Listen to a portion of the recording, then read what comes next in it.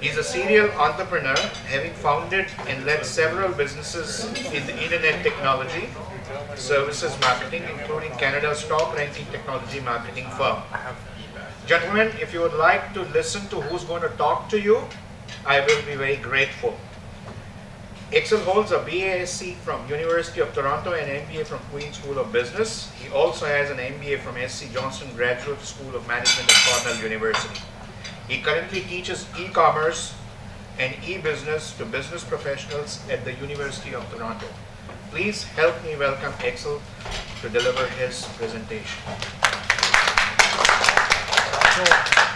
Hi, so now that everybody's had dinner, which is a great time to fall asleep, and following Adrian's presentation, which was actually quite good. Actually, it would have been great for me to meet Adrian when I was a young, aggressive consultant for a company called Caterpillar in my mid to late 20s. And I can guarantee you what he's saying absolutely makes sense. I could never figure out why half of my audience absolutely was not buying my solutions. And being, I don't know what Adrian's term is, but at the time when we did profiling, I was a thinker. Maybe it's a knowledge person. I was confounded because no matter how great an argument I put together for my audience about, that this is a better solution, they just weren't buying it. And the people, of course, that weren't buying it were the people that were a little bit more emotionally focused. So yeah, no, absolutely, it makes sense. But today I'm here to talk about something completely different. And that's to talk about e-business and e-commerce. So how many people here currently have a website? That's it?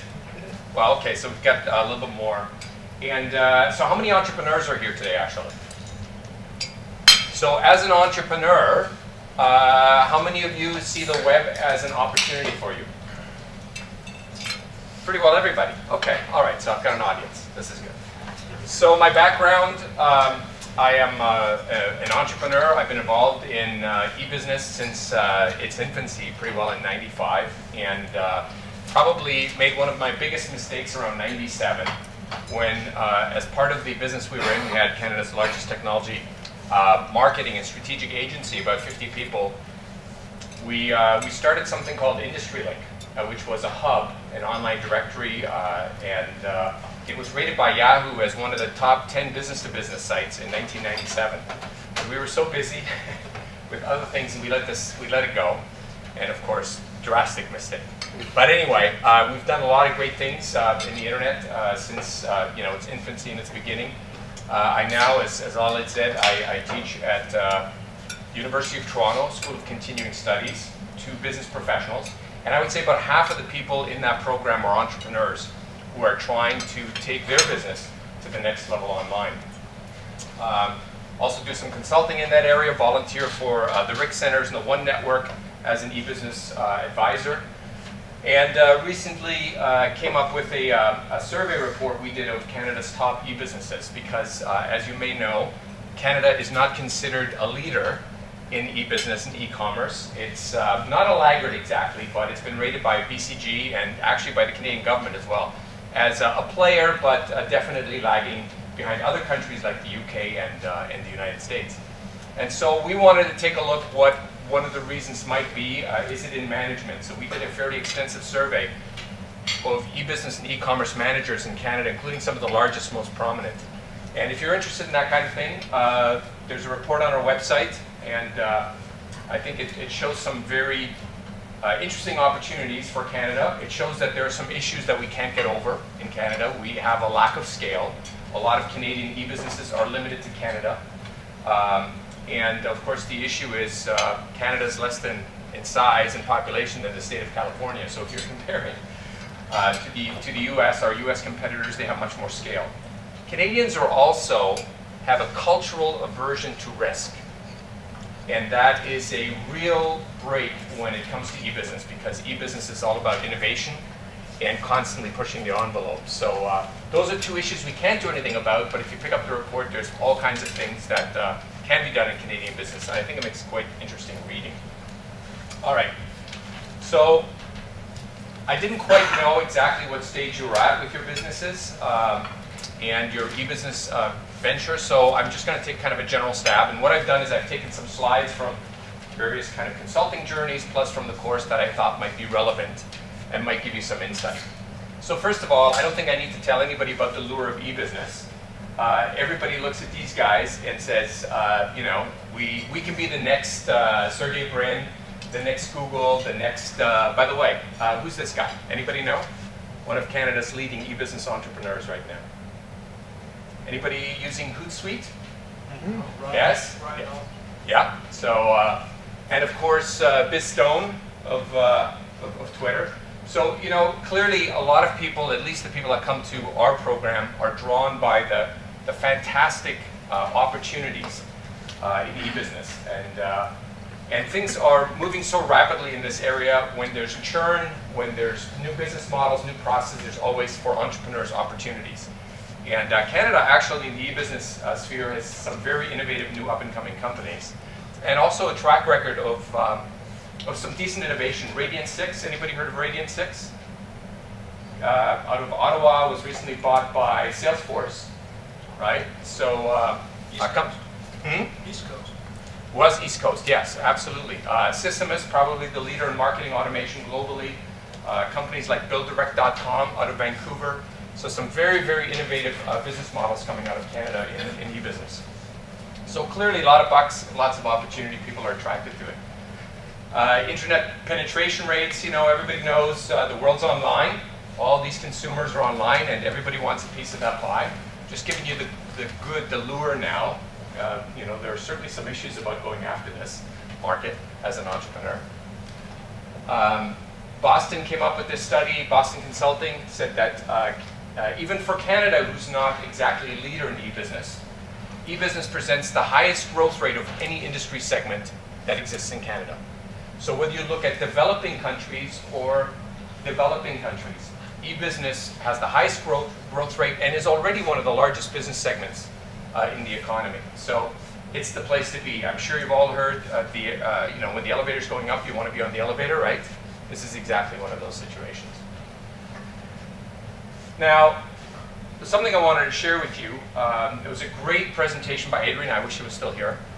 He did talk about the buyer and the buying cycle and buying behavior, and I'm glad he said that because there's been a tremendous shift that is taking place in the way that, as an entrepreneur, your customers or your prospects are buying.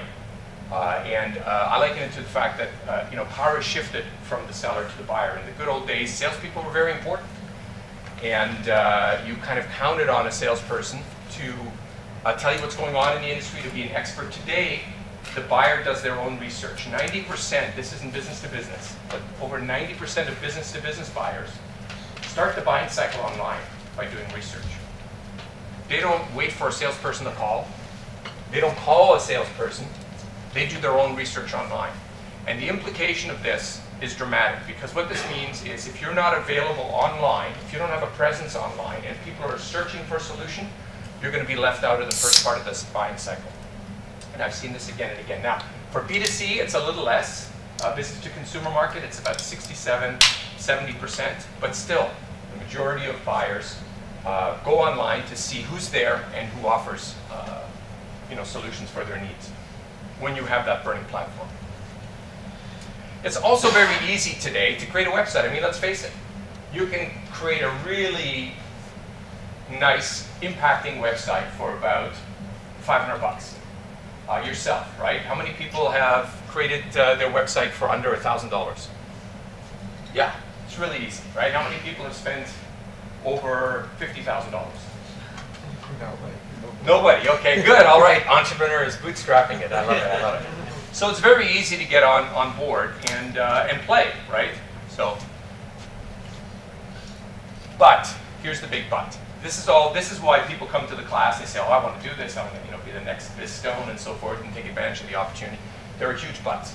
If I can share these with you. So first of all, the internet is an extremely noisy place. So when you, in the good old days, when you would start a storefront and open a storefront, you'd have local competition that you'd be dealing with. Now online, you're dealing with that much more competition. So the reality is it's very hard to stand out. And a couple of pieces of advice. One that really makes a huge impact is, especially as a startup company, is don't go for the mainstream market. So focus is very important. And it also helps, that focus also helps with search engine optimization and getting search engines to drive traffic to your website. So of those people that have websites, what's the biggest driver of traffic to your website? Anybody? Does anybody know? Facebook, Google. Google, okay, Facebook. So you're very socially active then? Kind of. Kind of, okay, all right. So Google for you, anybody else? Facebook. Facebook. Because I can update events and things on get news faster on Facebook. Okay, so there's definitely, Facebook is a great platform for a certain type of market. You know, obviously it's not going to be likely for a lot of B2B markets, but it's a great platform. LinkedIn is a great platform for professional services. Pinterest is a great platform for people that have a visual product, right? There's lots of, different platforms. But the more you focus on Facebook, the more you focus on Pinterest, the more you focus with the search engines, the more success you're going to have. So Chris Anderson in 2000, and this is really one of the most important concepts for entrepreneurs. Has anyone heard of the long tail? Yes. How many people? Okay. So what does the long tail mean?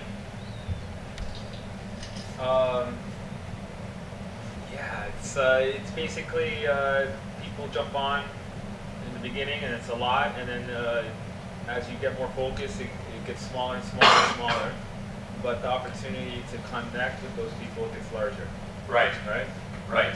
So this is an excellent explanation. So really, taking it to a ridiculous level. How many people here are involved in hamster racing? Anybody? It's a huge market online, and there's a huge community. Not that I'm a hamster racing fan. I'm suggesting that you should be hamster racing fans.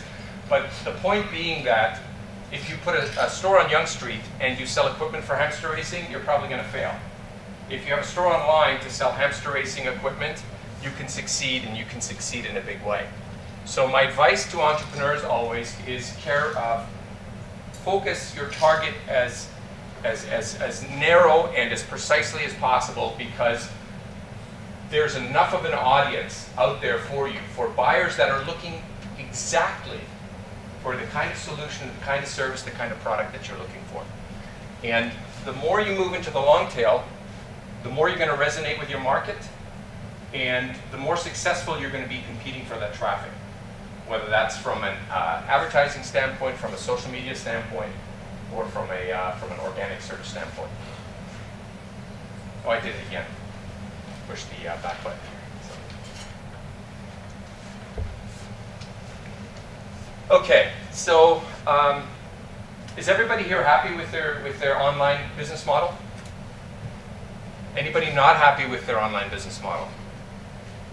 You guys are all happy. That's good. So I can go now. So I'm unhappy. you're unhappy. So what are you unhappy with? Search engine optimization. Right? So you're not getting enough of that free, juicy, high-converting traffic, right? Which is search, organic search. You're not number one on page one. That's right. For what's the key term? Aerospace, software development. Huge, beautiful opportunity. Okay. Anybody else? Why are you not happy with your search engine optimization? Okay. Anybody else? That's it? Okay, well then I would say you're in good shape. I mean, search engine optimization is a huge thing. Actually, when we looked at Canadian new business managers, they see 4 priorities. One is search engine optimization. Another one is analytics. Very few people know how to read the numbers, read the analytics on a website, and really understand what's going on in their funnel. Yes? I think a lot of people are falling in love with their website and don't understand. They think it's a great website, but maybe they just don't know what makes a great website. So maybe that's part of the reason why we. Well, I would say at the end of the day, what makes a great website is conversion, sales, whatever it is. Depends on what your objective is. Now, I know I've spent most of my lifetime in fairly high-end capital equipment. I understand that You can't do the whole buying cycle, you can't do the whole sales cycle online, but you can do a substantial part of it online. And if a goal, let's say for aerospace software, is to have people contact you to start the dialogue with you, to get that interest level going and the awareness going, then there are certain conversions that you can ask for through your website. And that should be your goal. That should be your only goal. It doesn't matter how many hits I get, right? Those are all irrelevant. It's what kind of ROI results am I getting from my website. So when we look at, hit it again. So when we look at strategy, and I try to pin it down, every business is different. You know, I can't stand here and give you an e-business strategy that's going to work for everybody. But I can give you 3 elements that I think will work for everyone, okay? If you can answer these questions. Who is your customer? Again, very much in line with the kinds of things that Adrian was talking about. What I find usually with entrepreneurs, they have a hard time defining who their customer base is, and they have a hard time saying no to certain customers. So they try to be everything to everybody. When you're trying to get cash in the door to survive, just about any kind of customer is a good customer, right? But online, to be successful with your website, you really have to have a clear view of who your primary target audience is. And web specialists translate that into personas. Creating a persona, a profile of the typical, your target audience. So for aerospace software, what would be your typical, your ideal target audience? Like big guys who sign the POs from Boeing or Airbus. Boeing, Airbus, de Havilland. Yeah, is that it? Just 3 or 4 companies, or are there a lot of potential others? Like globally, like in China, Koma, Okay. different companies. Okay. And what type of job title would they have? Oh, they are all VPs maybe. Okay. Big shots, they can sign the POs. And is there, of all of the aerospace companies in the world, would there be some that you would be better aligned with than others? Or just any aerospace company? No, it's, yeah, in electronics. So some of them build wings, something like that. Some of them build software, some of the hardware. So. The more you can define that audience, Okay. the better job, understanding who your customer is, the better job you can create a web presence that appeals to that audience. Remember, you know, when you've got somebody like Adrian on board, it's awesome, right? If Adrian knows your target audience and he can call them up and he can figure out what kind of profile of individual they are and he can sell them on that level, that's fantastic. But that's not how the web works, right? People come to your website and they go through that buying cycle by themselves. So you have to create an environment for that persona. When they find your website, they find it and they say, aha, I found what I'm looking for. This is my home. It's not only the product and the service, but it's the type of company, it's the credibility, the trust, their track record, and everything else, right? So knowing your customer is very, very important to creating that fit, right? What makes your offer different and better? That's the second thing. That's differentiation. A lot of entrepreneurs, 2 primary issues I see, 2 primary challenges. Some of them say, well, we do it better than everybody else. Our service is better, our quality is better, blah, blah, blah, you know. It's not enough differentiation. And on the web, again, when people come to your website and they don't have a salesperson telling them the stories, right? If they don't clearly see what that differentiation is, they end up, especially with a startup, usually because the credibility and the trust isn't there, they end up failing. So differentiation is very, very important. And then finally, show me the money. A lot of people, now this probably, in this crowd, isn't going to be as much of an issue. But when I have a lot of entrepreneurs that build mobile apps or build social media platforms, it's always, yeah, don't worry about making money right away. We're going to drive traffic. And when we have 500,000 people a month coming to our website, then we'll sell advertising, you know, or like BizStone will figure it out. So, you know, that's a formula that is tending to work less and less. I think today you have to have a pretty strong formula for how you're going to make money online. And if you're actually selling a product or a service, that's fine, right?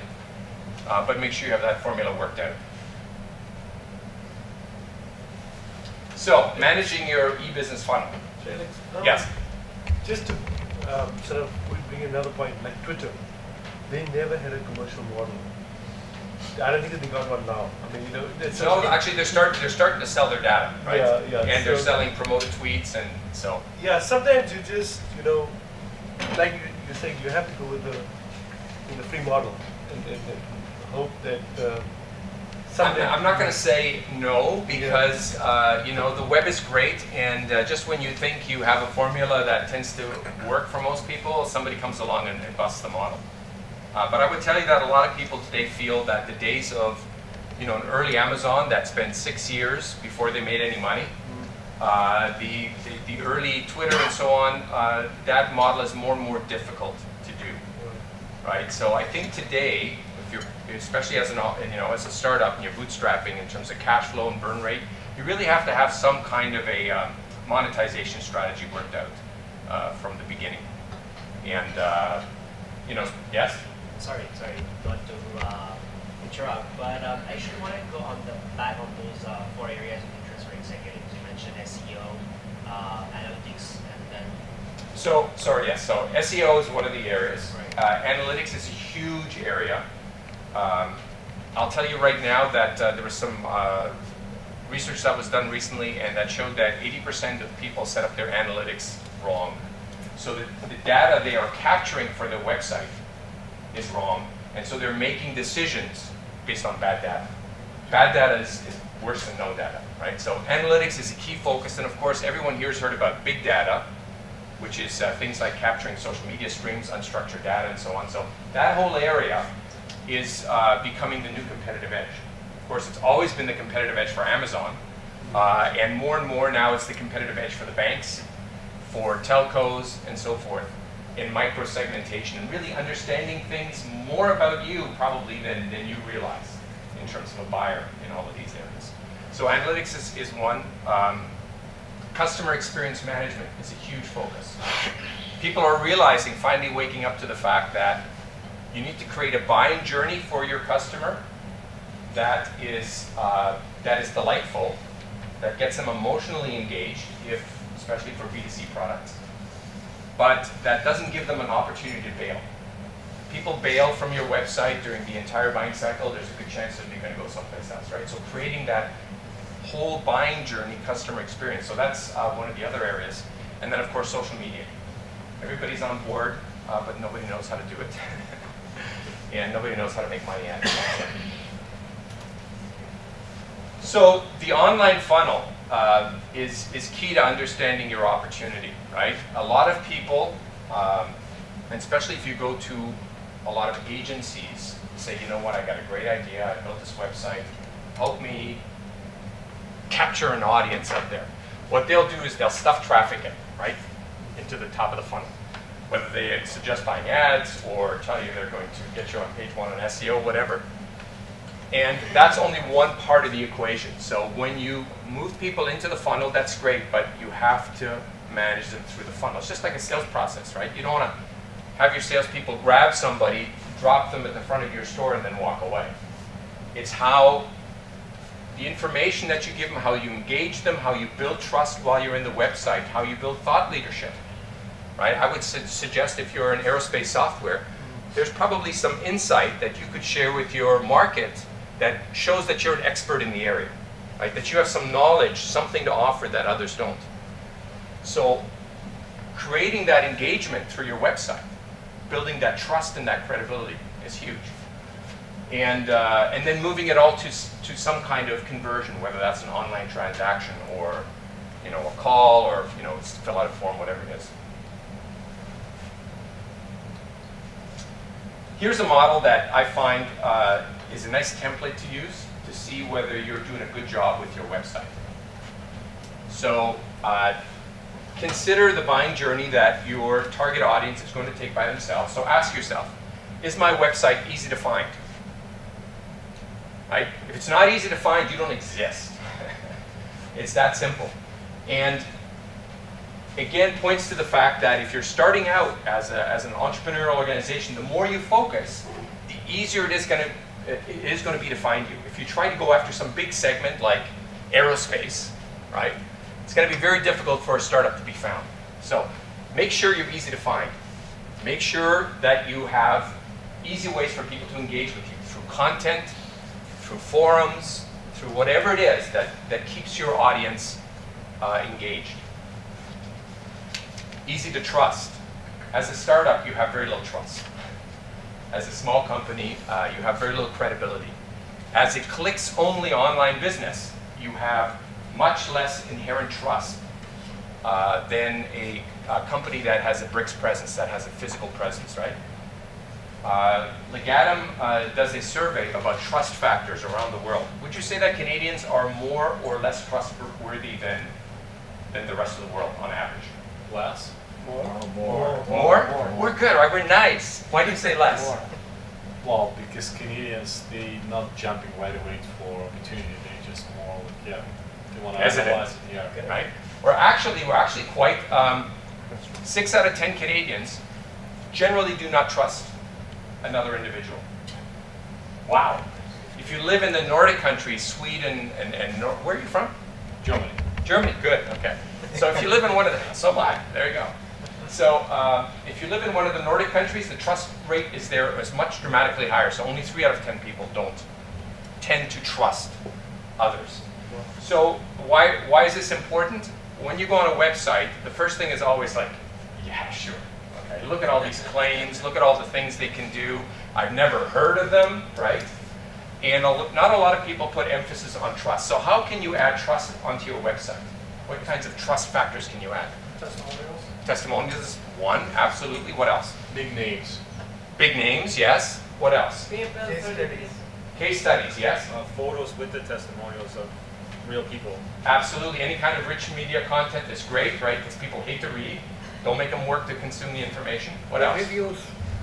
Reviews by the buyer. Reviews, absolutely. So there's tons of accreditations belonging to associations in the industry, right? Payment by PayPal. What's that? PayPal certified, PayPal is paying. Absolutely. Being certified in anything that's related, for sure. What's that? Business partners. Business partners, that's right. So complimenters, other people that you've complimented with. They may not even have to be customers, right? So, great. Thai Quest logo. Absolutely, yeah. Any association with Thai is great. Automatically, that'll get you in the door. Well done. Okay. And then you want to make sure that the whole buying journey is easy, right? You'd be amazed. I mean, my sense is that most of you aren't in e-commerce in the B2C market, but you'd be amazed how difficult the average person makes it for somebody to go through the shopping cart. Like, really? You know, if somebody's put something into a shopping cart and they've entered the shopping cart, why is it that only 2% of them finish? You know, it's absolutely inexcusable. But that's a reality. So when you've got them there, make it easy for them. And then finally, make it easy for them to evangelize your company. Now they love your company. They think you're great, right? Have all the opportunities for social sharing, make that easy, right? So they can just evangelize you. So if you do all of this, then you create what's called a soft lock-in. Here's the thing that I always go back to. B2C is a little different than B2B. I've made most of my life in B2B. B2C, people don't have to buy. Okay, I don't need that beer. I don't need that perfume. I really don't even need that jacket. I could wear the jacket I've got in my closet. B2B, however, people have to buy. These people have to buy stuff for aerospace because if they don't, they can't stay at the leading edge of production, can't produce a product. You know, their organization doesn't work. So if you know that people have to buy from somebody, if you make it as easy as possible to buy from you, they're not going to go anywhere else. And that's basically, the secret of success. It sounds simple, but the secret of success, a lot of ways online. Make it easy. So follow these steps. Axel? Yes. Sorry, when it comes to B2C, actually, depending upon what his or her motivation is, I think they are in the mode of have to buy. That's true. So yeah, Adrian No, would because- say when because- I'm emotionally tied Yes, to they are the emotionally jacket, linked to wanting to buy the jacket I see for the myself in evening. it. I need it. So Yeah, the absolutely. lock-in is much more stronger if you are in that frame of mind. Yeah. you know, that mindset is, you'd be, you know, a senior executive in retail for sure. Because absolutely right. If you can tweak into that emotionally, yes. So B2B, like you work in Caterpillar and they buy millions of tons of probably steel and aluminum. Yes. As it stands today, is it like they are directly buying from manufacturer or they still buy through online, where it is the market? Actually, so interesting. So Caterpillar is probably one of the most dodgy old school companies you would think. They are incredibly sophisticated online. And they've made a huge effort, a huge investment in creating thought leadership, support for their customers. You know, anything from application information to sharing stories to customer forums, so that customers who use Caterpillar equipment and go online with Caterpillar are the absolute best they can be in their business, right? No. Caterpillar buys millions of tons of steels and aluminum. Yes. Do they buy directly from manufacturer or they moved into online purchasing B2B? So I would think today any company at that level uses e-business to electronically conduct. I don't think anybody fills out purchase orders anymore. Do they use a portal? Portals were a concept in the early, you know, the turn of the, you know, the 2000s, but portals have died, you know, so they haven't worked. The auto industry was big in portals. It really hasn't. It's fizzled. But yes, e-business transactions, absolutely. Supply chain management, for sure. In one industry survived, it's the mining industry. But, possibly, yes. Yeah, because they got a close net of companies. Right. Actually exchange intelligence. So it's almost like an extranet. Yeah. Yeah. Okay. All right. So along the ideas of this whole buying cycle, and making sure that your website has content and engagement at every stage of the buying cycle. So whether people are doing some initial research, whether they're doing then some comparison about you versus the competitive technologies or services, as they're going through, and even from a service standpoint, you know, seeing you know, what kind of service capability you have online, you know, everything from manuals to, you know, like Caterpillar has all of their manuals and operating manuals on iPads and tablets and so forth. So seeing that kind of information is available online goes a long way to engaging people through the entire sales cycle. And again, not giving people an opportunity to go somewhere else for that information. If I can't find something on your website that's relevant to your business and I go to someone else, what happens in my mind? What happens to me as a buyer? If I bail your website because I have an incomplete story on your website, what happens? Don't trust. I have negative image. I won't come back. In the very least, you're gone. You're somewhere else. It's an opportunity for your competitor to wow them with, you know, slightly better presence. But you certainly, there's a gap there, right? And people walk out of the store. I don't think this applies so much here because there's this huge trend in e-commerce today to blur the lines between what is online and offline. I'll just share a couple of statistics with you. They may be relevant for your business. We have a big financial services client, and the e-commerce manager there said, you know, my online sales are, let's say, 10 million. But what's the impact of my website? So across Canada, the statistics are for every $1 that people transact online, about $4 is transacted offline, but the purchase process or the buying cycle started online. So you could pretty well multiply by 5. So if he's doing 10 million online, the website is actually influencing about $50 million in sales overall for the company. So, and you know, depending on what your business model is, it may be a huge influence probably for your market. I doubt whether people are riding home in the subway and kind of, not that we don't even have Wi-Fi. We're kind of going, oh, I need some aerospace software. You know, probably not. Okay, again, let me share a couple of common e-business entrepreneur mistakes, the most common ones. So, not doing a proper scan of your market. One of the biggest opportunities online is that everything about your market and your customers is available online. All the data is there.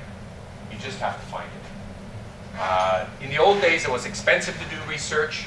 You have to go a little deeper than just using Google, okay, but all of the information is there. And a little story from a couple of entrepreneurs that I'm working with at the RIC Center. These guys are the most dedicated entrepreneurs I know for 2 years. Young guys, they said, I don't have a girlfriend, I don't have a car, I don't have anything. My whole life, 24 hours a day, 7 days a week is my business. It's been that way for 2 years. They ran out of money, they almost died, right? Trying to sell this product to this market where they were convinced, why don't they buy it? It's the best thing. And then in the 11th hour, they stumbled onto a market segment that they didn't know existed that loves their product. Now these guys, in their first, from 0 sales, are going to make $1 million this year, right? So they're just taking off. The lesson is, take a look online. There's a lot of great tools out there, like Google Trends, Google AdWords, Google Global, and a variety of others that give you a sense of who's looking globally for your type of product. Spend a couple of weeks to do some online research about complementers, customers, and suppliers. I'll tell you, find loads of information. I can tell you in 5 minutes exactly how strong your competitors are online, how much traffic they're getting, how many people are buying, and so forth. So lots of information. Global Market Finder is another great tool. International Market. I'm getting a sign here from Lalit. He says, go, go, go. Personas, knowing exactly who your buyers are is key. And this is huge. People have a business model and they go to a web designer. I don't know anything about the web. Can you guys create a nice website for me? Ooh, I like that. Blue is nice. That's really powerful color. Nice pictures. Ooh, that's one of my favorite pictures, right? So it's a great website, but that's a 1.0 website. Today you want to design a website with a goal in mind. What's the goal? If you have a customer that's coming and they're going through the buying cycle, what do you want those customers to achieve on the website? And then your singular goal in creating that website is to make that journey easy. Okay? So if you create a website with a clear funnel in mind, the steps that you want them to take, it's almost like guiding them through it invisibly, you're going to be very successful online. And I find generally most entrepreneurs miss this the first time, maybe even the second time, and then 2 years later they wake up and they say, oh, that's what we should have done. One of the big issues is forgetting about the business and e-business. A lot of people get mesmerized by the technology. Ooh, have you seen some of the great new apps on for mobile, or we should be in this, or we should be in that, right? It's not about the technology, it's about your customer, what they're looking for, and finding a business model that makes it easy for them to buy. So forget about the E side, use the technology, but to create a better business model.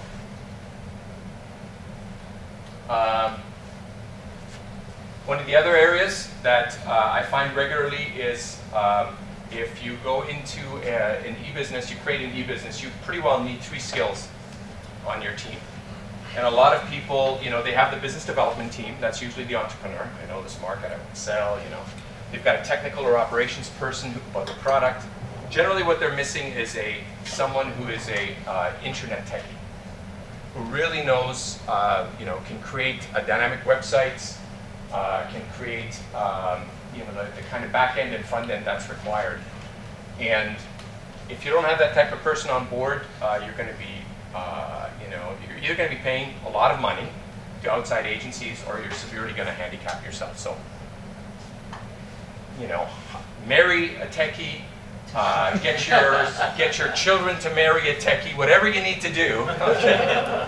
Get a techie on board, because it's very difficult to build really great business models without having that skill on your team. Okay, finally,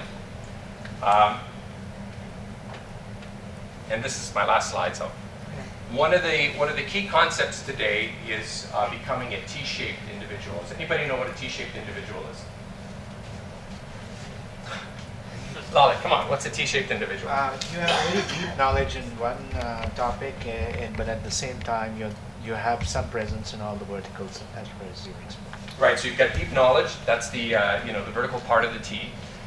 The top of the T is you have to have an empathy, an understanding, an appreciation for all of the other aspects that are required in this business. Crucial in e-business, because when you talk about e-business, you have specialties such as SEO, AdWords, this is on the marketing side, social media, then you have analytics, you've got development, you have about 15 core areas of knowledge that if you're not comfortable in that area, if you don't understand it enough to hire the right people or to hire the right supplier, chances are you're going to fail. So what organizations are doing, large organizations, is they are allowing their management team to get T-shaped training so that they understand all these areas so that you can turn your organization into a high-performance team. As an entrepreneur, I can tell you, chances are, and I see it again and again, if you have to deal with outside specialists and you don't know what to look for, you're going to be taken for a ride. And I think being an entrepreneur, it's all about efficiency, spending as little money as possible, and having the best impact. So how do we get that T-shaped knowledge? A bit of a plug for the course at UofT. This is a course targeted at business professionals. Again, about half of the people that come to the course are entrepreneurs. Some of them are senior executives that are launching a part of their business now online. So we've recently had some of those, as well as junior entrepreneurs who are trying to take their idea global. And without a doubt, they come away saying, what I wish I would have known then in V1 of what I was doing, what I know now. So it allows you to make better decisions, build a model, get to market faster, and get there more efficiently and effectively. So I would, we actually have it. We're starting in next week in May at UofT, and if anybody's interested, would welcome you with open arms. Okay, well, thank you very much. Thanks for your attention. Is there a question? Okay. Axel, there's a lot of talk about Facebook and how it sort of allows for social connectivity to happen amongst everybody out there in the general public. But when you have a brand which is an online brand and you want to engage with a particular community and you build your Facebook page and you advertise on Facebook, one comes away with a skeptic feeling that there's a lot of interaction and engagement happening just purely out of curiosity, maybe for the question of time pass, whatever. Sure. But it doesn't really translate into action from the consumer engaging and buying into your brand. Now, does your experience say that it's very different? Is content really worthwhile building within a Facebook page? Sure. I know some businesses that have been ultra successful through Facebook because it was right for their community, for their target audience. The problem is if you start out by having a, let's call it an e-marketing effort with the goal of driving traffic, any kind of traffic. You hear this a lot, large companies, small. Did you see our website last month? We had 5,000 visitors, 5,000 clicks. I don't care. I'd be happy with 10 that bought. I don't need to see 5,000. In fact, if I have 10,000 there, as one of my clients says, all I have to do is advertise free sex and pizza, and I'll get a 500,000 clients a month, right? Or hits, but not clients. So it's all about having the right audience. And I would argue the same thing with Facebook, LinkedIn, any social media platform. You have to start out and design it from the standpoint of what are going to be my KPI? What are the key performance metrics I'm looking for? Conversions, I would hope. In the end, ROI, right? And if you can't do that, I would say then you're going to fail. And don't let anybody tell you that it's all about branding. Forget branding. That's like 1990s, okay? It's all about having measurable impact, quantifiable impact, on your market. If you can't quantify it, it's not there.